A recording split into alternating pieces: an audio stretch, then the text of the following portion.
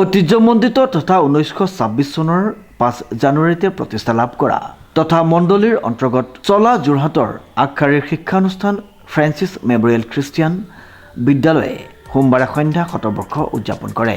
বিভিন্ন অভাৱ অভিযোগ নানান সমস্যাৰে জৰ্জৰিত হৈও বিদ্যালয় কৰ্তৃপক্ষই শিক্ষাৰ্থীসকলক নিস্বাৰ্থভাৱে শিক্ষা প্ৰদান কৰি অহাৰ ফলশ্ৰুতিত উদযাপিত এই অনুষ্ঠানত আনন্দৰ বন্যা দেখিবলৈ পোৱা যায়।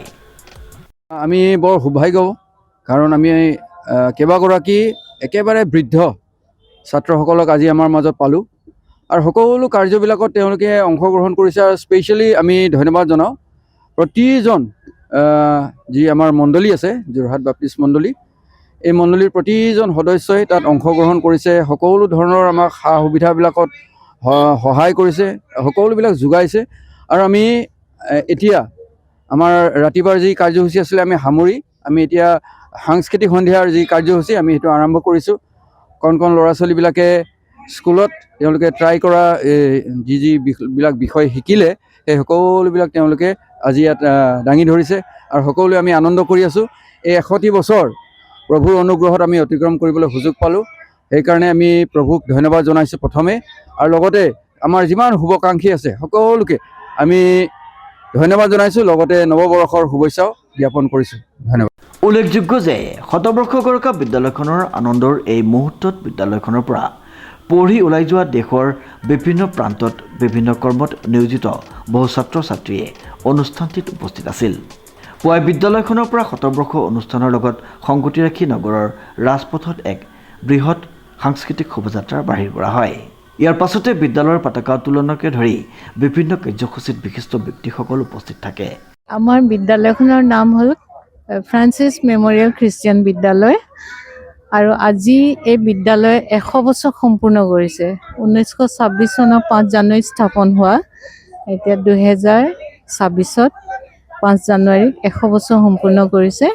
আৰু এই বিদ্যালয়খন আমাৰ যোৰহাট ৰাজাবাৰী বাপ্তিষ্ট মণ্ডলীৰ এটা প্ৰজেক্ট হয়, মণ্ডলীৰ আণ্ডাৰত চলে, পৰিচালনাত চলে। আৰু আজি আমি 100 বছৰ উদযাপন কৰিব পোৱাটো আমাৰ এটা সৌভাগ্য, কাৰণ বিদ্যালয়খন আমাৰ মণ্ডলী পৰিচালনাত চলাৰ হেতুকে বহুত সমস্যা বা অভাৱ অভিযোগেৰে হ'লেও আমি ছাত্ৰ ছাত্ৰীসকলক নিস্বাৰ্থভাৱে আমি শ্ৰমদান কৰি তেওঁলোকক শিক্ষা দান কৰি আছোঁ। আৰু আপোনালোকে দেখিছে আজি পৰিৱেশ, আৰু ঈশ্বৰক ধন্যবাদ দিছোঁ, কাৰণ এই পৰিৱেশ পাবলৈ আমি বহুতখিনি চিন্তা চৰ্চাৰ মাজেৰে আহিছোঁ যদিও আমাৰ প্ৰাৰ্থনাৰ সঁহাৰি ঈশ্বৰে দিলে। আৰু ৰাতিপুৱা শোভাযাত্ৰা হ'ল, তাৰপিছতে আমাৰ পতাকা উত্তোলন হ'ল, তাৰপিছতে আমাৰ শতবৰ্ষ শিলা উন্মোচন হ'ল, তাৰপিছতে আমাৰ ছাত্ৰ ছাত্ৰীসকলে এখন প্ৰদৰ্শনী ৰাখিছিলে, সেইখন দুৱাৰ মুকলি হ'ল। তাৰপিছত আমাৰ এখন সভা হ'ল, য'ত আমাৰ মুখ্য অতিথি হিচাপে আছিলে আমাৰ যোৰহাট মহিলা বিশ্ববিদ্যালয়ৰ উপাচাৰ্য শ্ৰীযুতা অজন্তা বুঢ়াগোহাঁই ৰাজকোঁৱৰ, তেখেত আছিলে। আৰু আমাৰ প্ৰাক্তন বিধায়ক ৰাণা গোস্বামী দেৱো আছিলে। তেনেকৈ ইয়াৰ প্ৰাক্তন ছাত্ৰ ছাত্ৰী অনেকবিলাক, যিবিলাক এতিয়া প্ৰতিষ্ঠিত ব্যৱসায়ী বা চাকৰিয়াল, তেখেতসকলো আছিলে। তেনেকৈ উদযাপন হ'ল। তাৰপিছতে আমাৰ লাঞ্চৰ পিছতে আমি 100টা চাকি জ্বলাই আজি উদযাপন কৰিছোঁ 100 বছৰীয়া জুবিলি। আৰু এতিয়া আমাৰ কালচাৰেল প্ৰগ্ৰাম হৈ আছে, দেখিছে। আৰু সিমানেই। আমাৰ মণ্ডলী পাষ্টাৰ মহোদয় আৰু আমাৰ বিদ্যালয় কমিটি সভাপতি ডাঙৰীয়া আছে, লগতে আমাৰ সহকাৰী শিক্ষয়িত্ৰীসকল আছে। শতবৰ্ষ উপলক্ষে বিদ্যালয়ৰ প্ৰাংগণত 100 গছি বন্তি প্ৰজ্বলন কৰা হয়।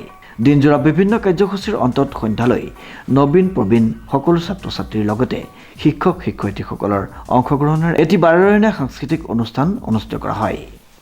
অনুপম বৰাৰ ৰিপৰ্ট, নিউজ নাও।